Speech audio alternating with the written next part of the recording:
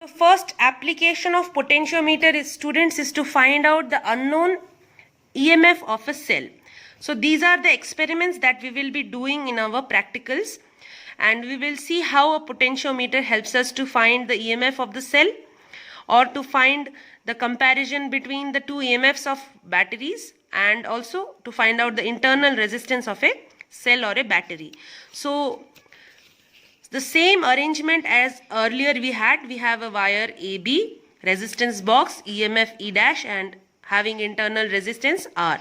So using this arrangement, we already found out what is the potential gradient K. So we already know the value of potential gradient K using the arrangement of potentiometer. So to find out unknown EMF of a cell, we connect the cell whose EMF we need to find out. So this is the unknown EMF we need to find out. So I am connecting the positive terminal of the unknown EMF to the point A, and this EMF, unknown EMF, is connected to a galvanometer which is connected again with a jockey. This jockey can be slided on the wire to find out the point at which the galvanometer will show no deflection.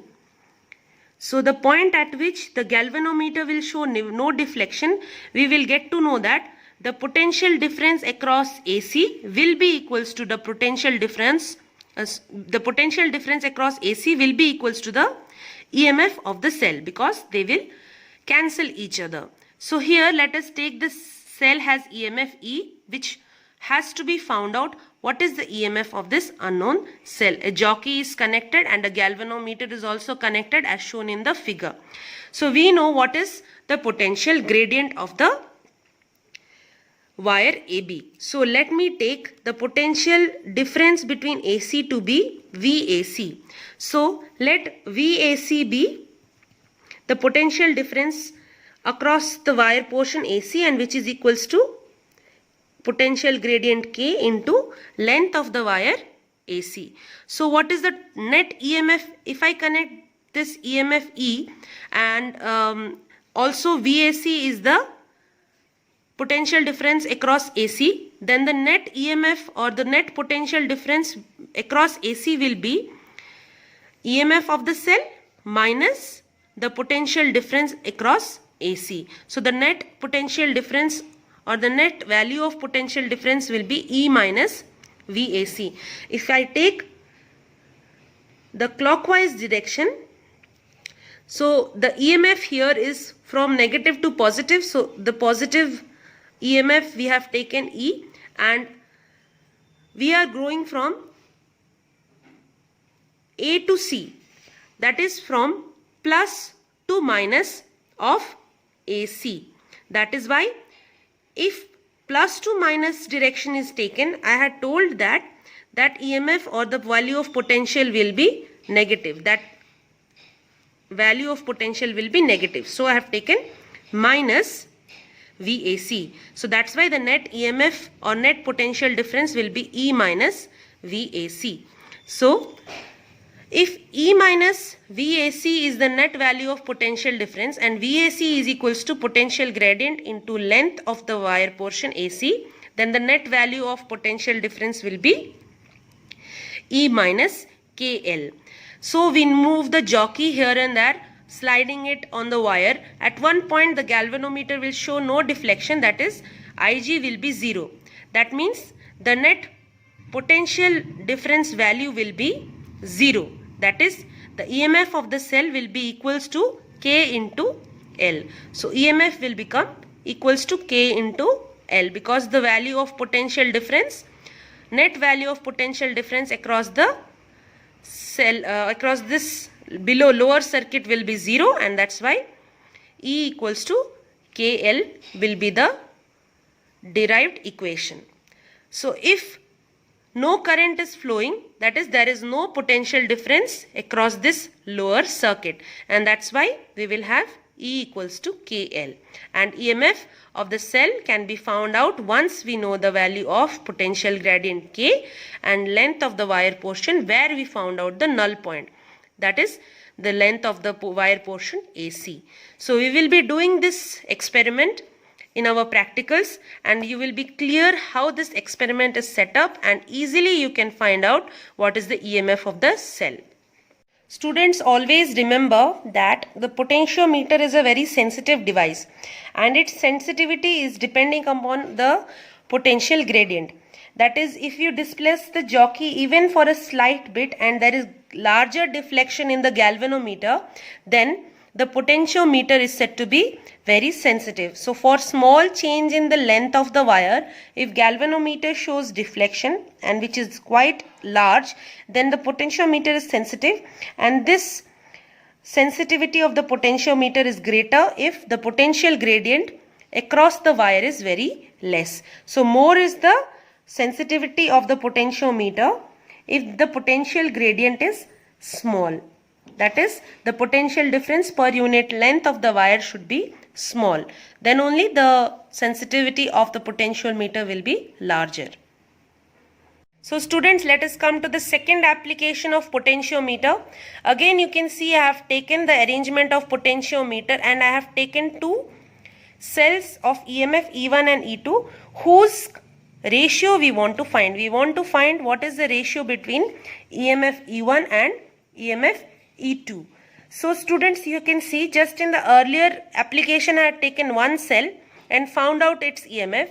Here I have taken two cells of EMF E1 and E2 in the same type of arrangement, connecting a galvanometer and a jockey to find out the ratio between EMF E1 and EMF E2. So we know that this EMF is nothing but directly proportional to the length of the wire, because earlier we had seen EMF of a cell is nothing but equals to potential gradient into L. That means EMF of a cell is directly proportional to the length of the wire. So EMF E1 is equals to K into L1, where we find out the null point at C for EMF E1.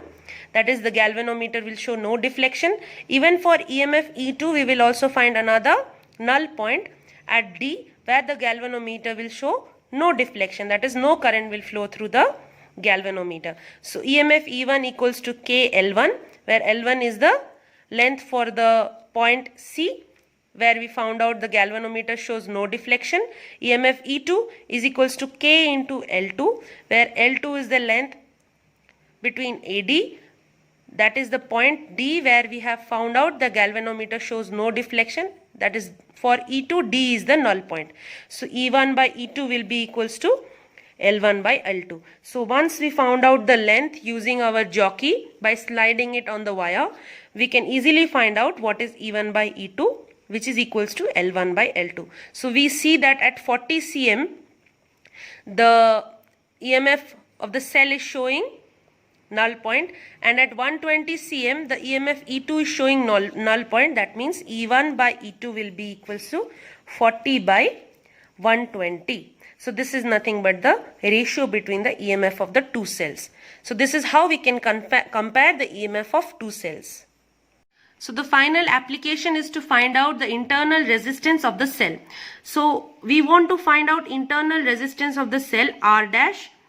Let the circuit connection be as given in the figure. This is the connection of the arrangement of potentiometer, and you can see at point A I have connected another circuit where there is an EMF E, and R dash is the internal resistance of the cell, whose internal resistance we have to find. We have also connected a resistance box whose resistance is R double dash, and a key is connected, and this arrangement is again connected to a galvanometer with a jockey. So this galvanometer will show no deflection, and that is the current through this galvanometer will be 0 when EMF of this cell will be equals to the potential difference across AC. So when the key is off, that is, no current is flowing through this resistance box, then this EMF will be equals to the potential difference across AC, and the potential difference across AC is nothing but K into L. So EMF of this cell will be equals to K into L1. The L1 is when the key is off and the galvanometer is showing no deflection. That null point length will be L1. So EMF is equals to K into L1. Now let me switch on this K, and the value of resistance R double dash due to which there is some current flowing through this circuit. Now R double dash is the resistance of the resistance box and R dash is the value of internal resistance of the cell. There will be some lost voltage due to this internal resistance, and now the EMF of the cell will not be E and there will be a terminal voltage instead of the EMF of the cell, and the terminal voltage will be directly proportional again to L2 when the galvanometer will be showing no deflection. So length of this wire AC, again we will move the jockey after switching on the key.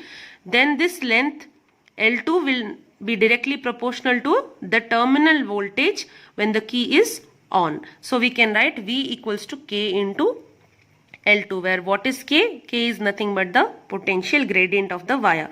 Also this cell is discharging and supplying current to the circuit. So when there is a discharging cell, we know V equals to E minus lost voltage. So V equals to, you can see here students, I have written the discharging condition, V equals to E minus I R dash, where I is the current flowing through the resistance R dash. So R dash will be nothing but E minus V by I. Also students, we know I is the current flowing in the circuit, in this lower circuit. Let that be equals to V by R double dash. So R dash is nothing but E minus V by R double dash. Now if I divide V in both the terms, we have E by V minus 1 into R double dash. Now students, we know what is the value of E. We also know what is the value of V. So E by V will be nothing but L1 by L2. So substituting E by V, instead of E by V, if I substitute L1 by L2, the internal resistance of the cell will be L1 by L2 minus 1 into R dash. This will be completely clear to you when you will be doing practical on potentiometer, that is to find internal resistance of the cell. So easily using the potentiometer we can find out the internal resistance of the cell, and the concept will be very clear to you.